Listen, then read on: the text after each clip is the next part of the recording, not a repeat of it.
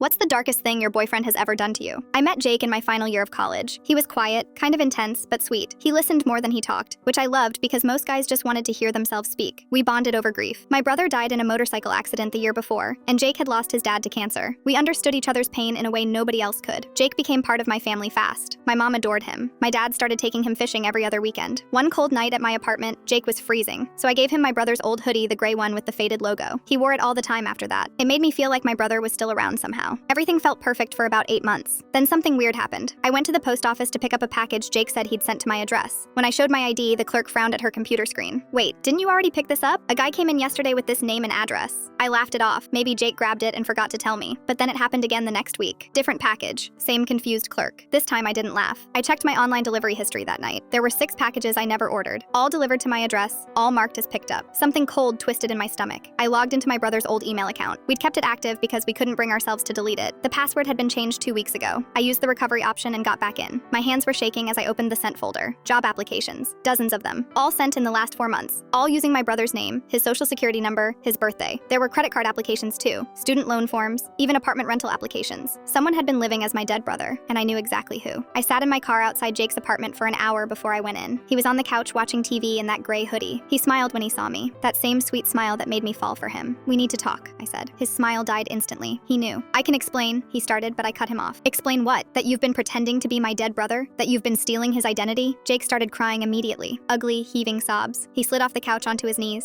"I never meant to hurt you, I swear. It started so small. I got fired from my job for something I didn't even do, and I applied somewhere using his name just so the rejection wouldn't be tied to mine. That's it. That's all it was supposed to be." "That's all?" My voice was shaking. "But then I got the job, and they asked for references. So I made some up using his email, and then I needed money, and I thought, he doesn't need credit anymore. He's gone. It's just numbers. It spiraled. I didn't know how to stop. I wanted to scream. I wanted to hit him. Instead, I just stood there, frozen. Your brother wouldn't need it anymore," Jake said quietly, like that made it okay. I didn't tell my parents. Not right away. Part of me wanted to protect Jake still. Part of me was ashamed I didn't see it sooner. I thought maybe I could handle it quietly. Then 2 weeks later, a man in a suit knocked on our front door. My mom answered. He handed her a court summons. $12,000 in defaulted loan payments, in my brother's name, sent to our address. My mom's face went white. She looked at me like I'd killed him all over again. I had to tell them everything. My dad didn't say a word. He just walked out of the room. My mom cried for hours. I went to the police the next day, gave them everything. The emails, the applications, Jake's full name and address. He was arrested 3 days later. Identity theft, fraud, multiple counts. My parents haven't spoken to me the same since. My mom said I should have told them sooner, that I protected a criminal over my own brother's memory. My dad just looks through me now like I'm not there. Jake got 2 years, I got a family that barely tolerates me, and my brother's name is still attached to debt collectors and credit agencies, like he's being killed again and again in databases across the country.